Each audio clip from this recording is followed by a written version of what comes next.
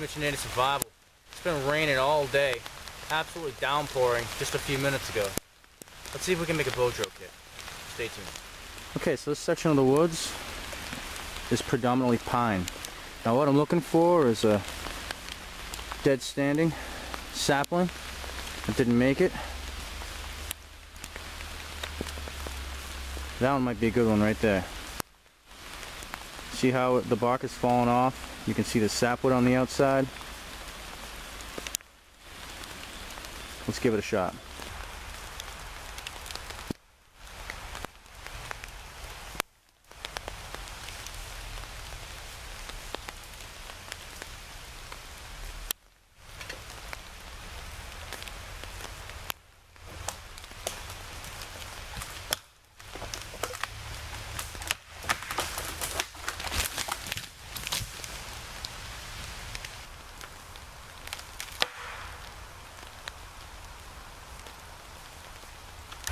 Alright, so if you don't have a saw, it's a great option. You have two trees nearby. As you can see, I broke it off at the node. See, pine has growing nodes. You always want to do that because the good stuff is right in the middle between the two.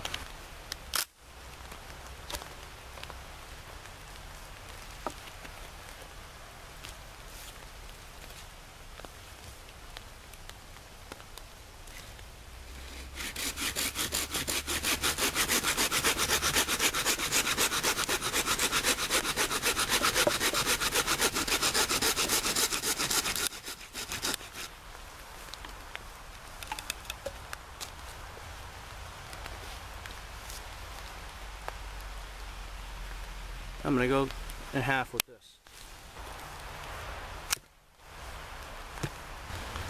Okay, so as you can imagine, this was one node. This is one bow drill kit. I can make dozens and dozens and dozens of kits out of this one sapling. And the beauty of it is, if this is successful, then I just come back, pick up the sapling, good to go, and I put it in a spot right next to my camp, you know? Just bring it to camp, and then you want to lean it up against a tree so the water just keeps running off of it, and it's like it's as if it's still dead standing. It won't soak up moisture laying on the ground.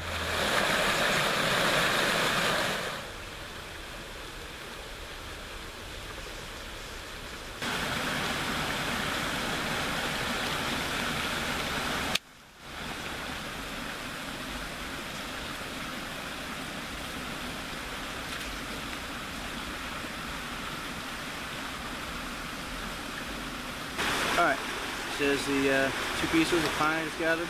Long one will do a spindle. I like to make my spindles about that long. I'm a tall guy, so you want to make your kit equal to your height, you know, like in ratio. I'm like 6'4", so I like a big long spindle. I don't like to use a little, you know, little rinky-dink set. I like to use a big bow and, you know what I mean? Let's do the spindle first. Pine feels pretty hard. This Eastern White pine is usually pretty soft when it's dead standing. Sure to be a challenge.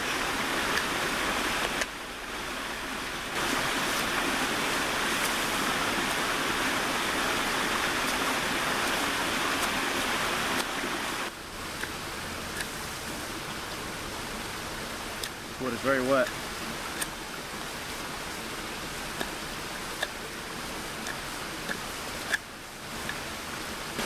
Now, as you're reducing, you want to look at the piece you're working on. See how this area is more wet and broken down than the rest? I'm going to want to take more material down this side. I want to carve that out of the spindle.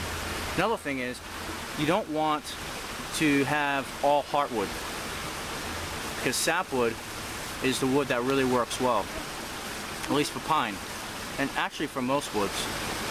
I gotta say, this doesn't feel like a very good piece.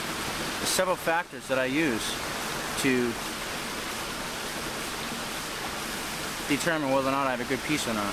One thing is weight. Pretty heavy. And pine is usually very, very light. So there's a lot of moisture in it. Smells like there's some sap still in there. And another thing is that it's really hard. It's really hard to carve. Now, normally when you carve pine, it just comes off in sheets, almost the whole length that you're cutting. just one big piece just flying off, you know? So, we'll see what happens on this.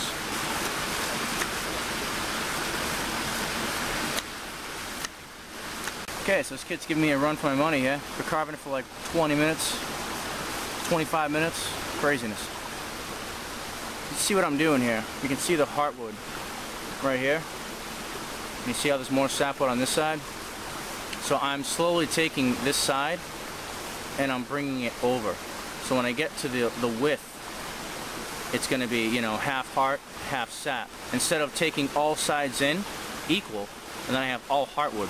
Okay, so I'm taking one side more than the other, and that is going to give me more sapwood at the end. You know, and I also have like the rotten wood here, so I'm working on bringing that up. You know, so you have to kind of work with the piece to figure out the best way to get the best wood you can out of it.